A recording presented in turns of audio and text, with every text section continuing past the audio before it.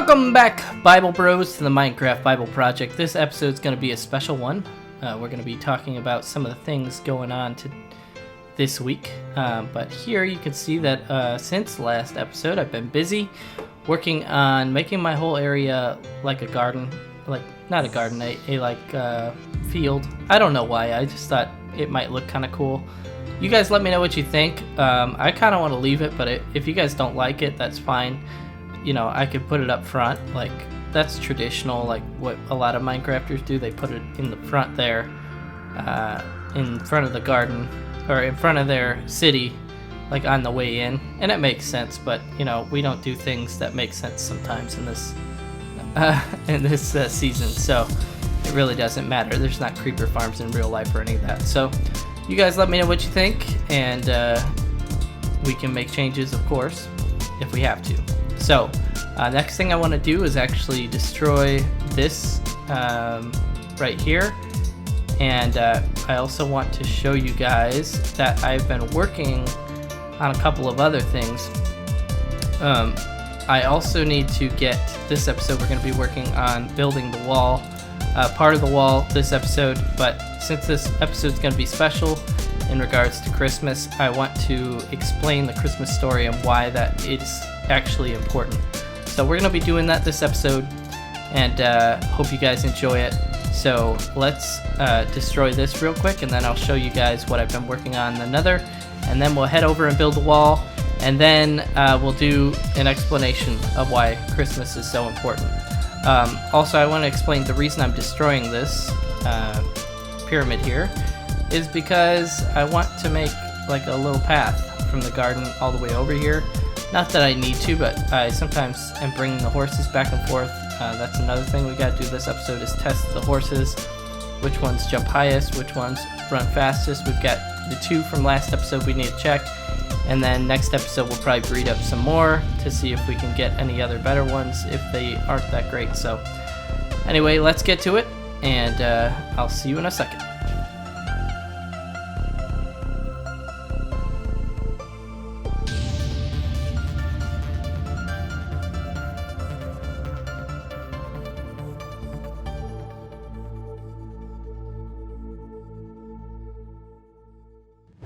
Okay, so that job went quick. I've got it finished here. I cleared it out. I'm going to fill this in with sand here, but we're going to be making a pathway. That pathway we're going to take over to the Garden of Eden, but not this episode. But I haven't decided yet whether I want to go along with the river or if I just want to cut right through the desert. But we're going to go head over to the horses now to test which one, like how high they jump and how fast they are. I already brought them over between episodes, so let's head over there now and we'll test the horses. I also, real quick, want to change these maps over to see what they look like now that we built that big wall over there. So I'll do that real quick as well. I'll be right back.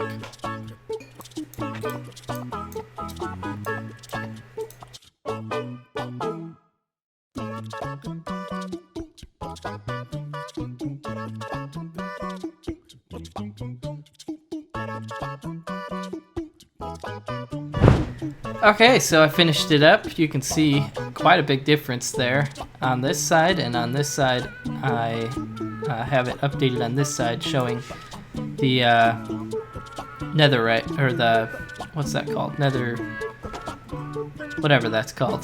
The blocks for the outline for the rest of the Garden of Eden. So then you've got the wall here, and then the outline there. That's where I'm going to be building probably the next couple episodes. But in this episode, we're going to be working in this corner, which is going to be up past this. It's probably not going to be on the map, and that's okay. But I do want to finish this episode and get those connected so that it goes behind this mountain. But before we do that, let's go over to the horses and check which one is going to run the fastest. So I'll check them both real quick and let you know the results. I'll be right back. Alright, so here's the result. This one was a jump 3, but 8-tick horse. Very fast. Very, very fast. And this one here was a jump 2.5 in 9 ticks. So it wasn't really that fast. This one is a little bit better, so I'll have to see how that compares to the other ones because I can't really remember. But we'll test that in a moment. But I think now we're going to head over there and work on building that hill real quick to see how that looks. Alright, we'll get that done and I'll show you guys the time lapse.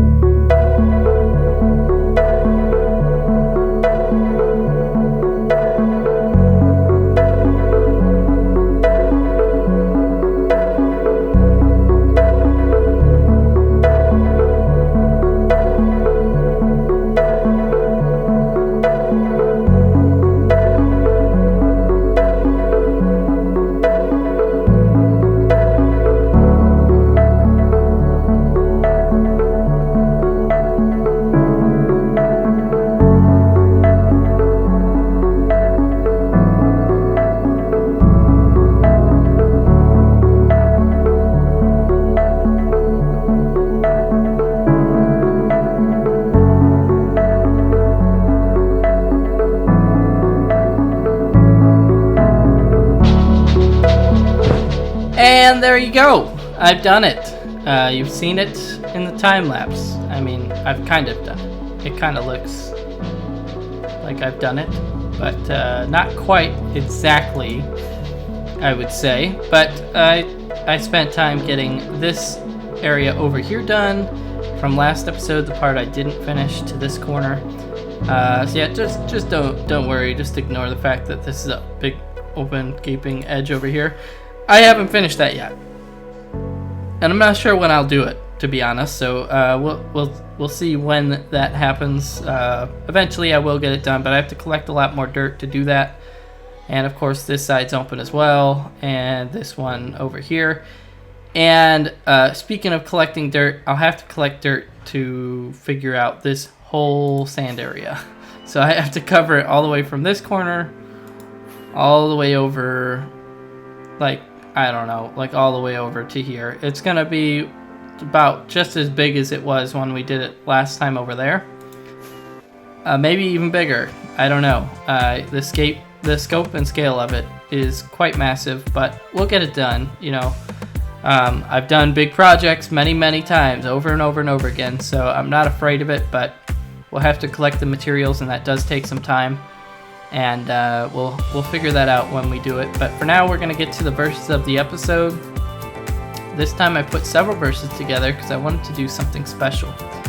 And that means, what I mean by something special is we're going to be going over what the prophecies are about Jesus as a baby. The reason why this is important is to identify, for Israel to be able to identify when Jesus would be born, and how they would know that Jesus was the Messiah when he was born. And there's different reasons for that. There's different ways of knowing how to figure that out, but let's go ahead and look at this, and I'll be able to show you how they knew that Jesus was the Messiah, even though not all Jewish people did believe it, because they thought that he would be a conqueror. Basically, they thought he was going to be a king that, killed people with a sword. But that's not what he came to do. He came to die for our sins. There's different verses about that, but we're not going to go over the verses about him dying for all people in this one, since this is specifically about him being born. So we got to start from the beginning to really recap the whole thing. So in the beginning, Genesis 3:15, that's the very beginning of the Bible, we're told after Satan tricked Adam and Eve, God speaks to Satan and says to him, I will put enmity between thee and the woman, and between thy seed and her seed. It will bruise thy head, and thou shalt bruise his heel. So you'll hurt him, but he'll hurt you back. Genesis 22:18. So what I just showed you before this one was the very first prophecy about the Messiah. Genesis 22:18. And in thy seed shall all the nations of the earth be blessed, because thou hast obeyed my voice. This is a prophecy that God gave to Abraham, who's the father of Israel. Basically, he is the one that started it all for Israel after the flood. And the reason this is important is because God promises that from the seed of Abraham will come a blessing upon the whole earth, and Jesus is that blessing. Numbers 24:17. I shall see him, but not now. I shall behold him, but not nigh. There shall come a star out of Jacob, and a scepter shall rise out of Israel, and shall smite the corners of Moab, and destroy all the children of Sheth. Numbers 24:17 is a prophecy given by a man who was not actually from Israel. It was a man outside of Israel, and God gave this special prophecy to a man to reveal to another king that the reason that they could not destroy Israel was because God was protecting them, because the Messiah was to come from that tribe. Isaiah 11:1-4. And there shall come forth a rod out of the stem of Jesse, and a branch shall grow out of his roots, and the Spirit of the Lord shall rest on him, the Spirit of wisdom and understanding, the Spirit of counsel and might, the Spirit of knowledge and of fear of the Lord, and shall make him of quick understanding in the fear of the Lord, and he shall not judge after the sight of his eyes, neither reprove after the hearing of his ears, but with righteousness shall he judge the poor, and reprove the equity for the meek of the earth, and he shall smite the earth with the rod of his mouth, and with the breath of his lips shall he slay the wicked. And then a few verses later we find in verse 10, and he shall set up a sign for the nations, and assemble the outcasts of Israel. So this is a prophecy regarding to the Gentiles, that he would be speaking, like the words he spoke would cut people, cut their arguments in half. He would speak in such a way that it would confound and change people, and that is the case when you read the New Testament. Jeremiah 23:5-6. Behold, the days come, saith the Lord, that I will raise unto David a righteous branch, and a king shall reign and prosper, and shall execute judgment and justice in the earth in his days. Judah shall be saved, and Israel shall dwell safely. And this is his name whereby he shall be called the Lord our righteousness. Now this is what we call Jesus now. He's the righteous one, the Lord, our Lord and Savior, Jesus Christ. And they didn't call him that beforehand, except for in prophecy. 2 Samuel 7:12-13. When thy days be fulfilled, and thou shalt sleep with thy fathers, I will set up thy seed after thee. This is a prophecy given by Samuel to David, one of the first kings of Israel. I will set up thy seed after thee, which shall proceed out of thy bowels, and I will establish his kingdom. He shall build a house for my name, and I will establish the throne of his kingdom forever. This is basically, he's saying, from your bloodline will be... Sorry, let me dispatch this foul creature real quick. Interruption. Rude! Okay. So from the seed of David will be the Messiah. The Messiah will come from that seed, and from that seed, once his throne is set in place, Jesus' throne, it can never be taken down. It will be forever, and that's the case. Micah 5:2. But thou, Bethlehem Ephrathah, though thou be little among the thousands of Judah, yet out of thee shall he come forth unto me this is to be the ruler of Israel, whose goings forth have been from old, forever, everlasting. So what it's saying here is that in Bethlehem, the Messiah would be born from the tribe of Judah. And it's saying that he would be ruler in Israel, which is yet to come. He isn't ruler yet, but he will be when he returns. And he is an eternal being, which makes him God, saying that he lasts forever. Therefore the Lord himself shall give you a sign. Behold, a virgin shall conceive and bear a son, and shall call his name Emmanuel, which means God with us. Now, the reason this is important is because this is a sign that God was giving that Jesus was born, that the Messiah was born. And that is to say, he would be born from a woman who is not married in Bethlehem, from the tribe of Judah at a certain time in history, and he would be called God with us, meaning the other people around him would call him God. And that is the case, and still is the case. We say that he is God. Jeremiah 31:15. Thus saith the Lord, a voice has heard in Ramah, lamentation and bitter weeping, Rahel weeping for her children, refused to be comforted for her children, because they were not. The reason this prophecy is in here is that after Jesus would be born, Herod would try to kill the firstborn sons under a certain age in Bethlehem, knowing that the prophecies stated that there should be a Messiah born in that town at that time while he was ruling. Some wise men came to him and told him this, and so he set to have them killed, all the children below a certain age, all the firstborn sons. So he tried to have them all killed because he did not want to be displaced as king. And Joseph had to take Jesus and marry to another place, which was Nazareth, which is in Egypt. And that's why this comes into play. Hosea 11:1, when Israel was a child, then I loved him and called my son out of Egypt. So God is saying that he would be calling his son out of Egypt. And this is prophetically really interesting to consider, that it's talking about that he would be born in Nazareth, or in Egypt. Sorry, not Egypt. That he would be born in Bethlehem and would live in Nazareth, in Egypt for a time. And that's exactly what we find, and that's why we say that from the birth of Jesus, we know that he's God. We know that he was fulfilling prophecy, things he couldn't control, and we know that he was the Messiah and the Son of God. To be named the Son of God. There's many things about him that he fulfilled with that.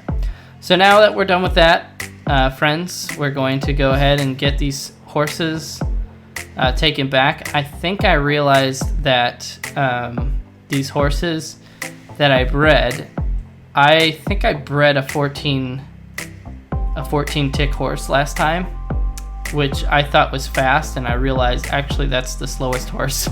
I was thinking of it wrong. 14 ticks is all the way over here.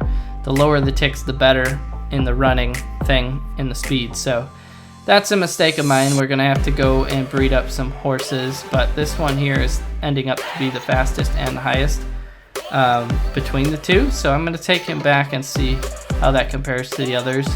He's a jump 3 and an 8 tick horse, and this one is a 9 tick horse, jump 2. So let's take them back.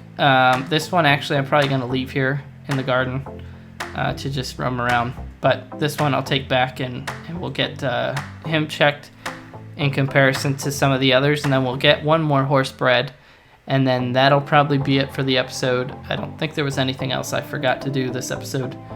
I'm pretty sure that was it. So let's get him back and we'll compare him and get one more horse bred, and we'll see how the results go on that. All right, see you in a second. Okay, so I thought I'd actually show you guys what I did in the nether, because I forgot to show you earlier in the episode. So I'm going to take Mr. Pony through, and this shouldn't be too dangerous. It might be a little bit dangerous, but, life has to be exciting sometimes, Alright, so anyway, I don't know why my horse is dying right now.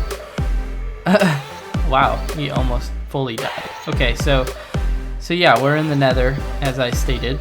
And I can't get through here. The horse is too fat, apparently. Come on.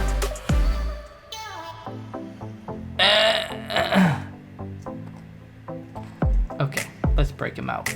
Alright, so anyway, what I was gonna say is that I worked a little bit between episodes on some stuff and just making the nether a little bit nicer, and I did that here, and it's not perfect yet. It's a work in progress, but I made a little pathway here between wow, okay, yep.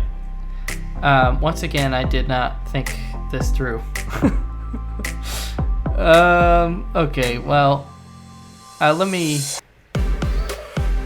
Okay, please don't hurt yourself, Pony. I'll come back for you. Alright, let me show you what I've done. So, I made this little path here, and it's a quaint little path. Just gets me from one end to the other, and I can show you here that this is where the portal is, and I just needed something to get back and forth because last episode I ended up dying and my elytra got burned up.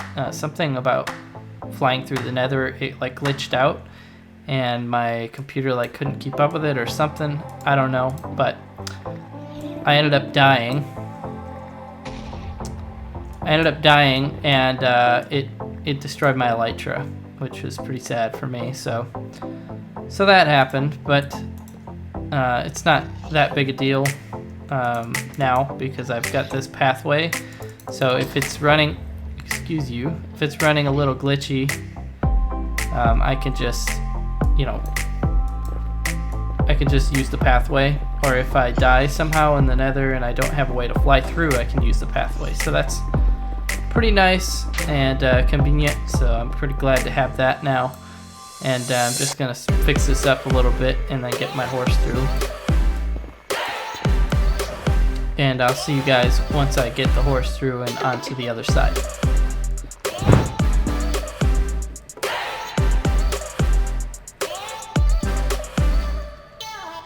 Pony! Pony! Ugh, where'd he go? I left you for like 2 seconds, Pony.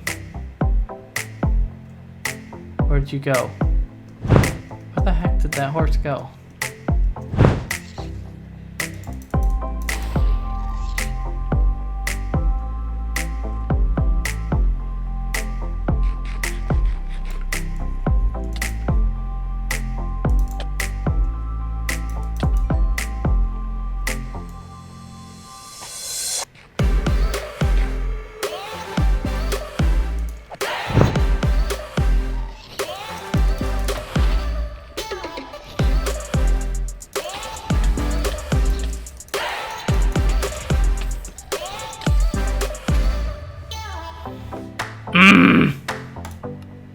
Where's my horse?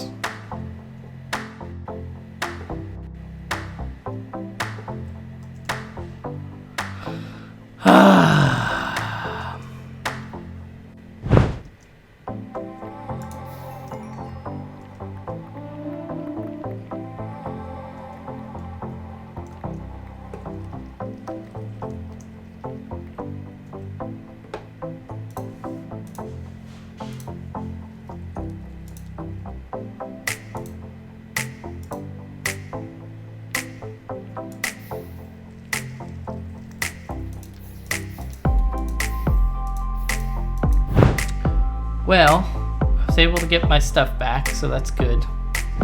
Nope, here he is. I looked all over for him, and he's right here. He stayed where he should have. I put him down there, but he came up here. Good horse.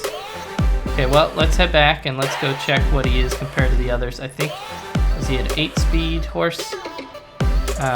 So he's an 8-speed horse, 8-speed, and jump 3. That's what he was. Oh. Okay, so let's see what he is. Let's get him through the other side.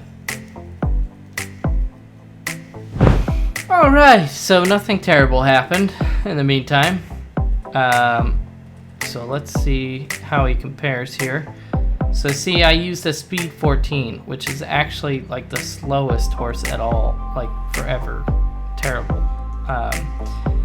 So that I did mess that up last time. So we need, what actually we need is a jump, or a speed 10, I think.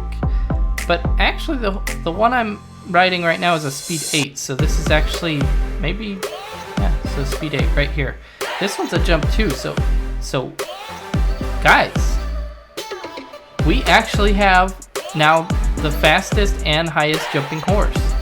So our experiment last episode actually worked. Even with breeding the slowest horse, it worked. And it's the cool colors. Same thing. Wow. So I'm a fool, but I did it on accident. So congratulations to me. Out my face.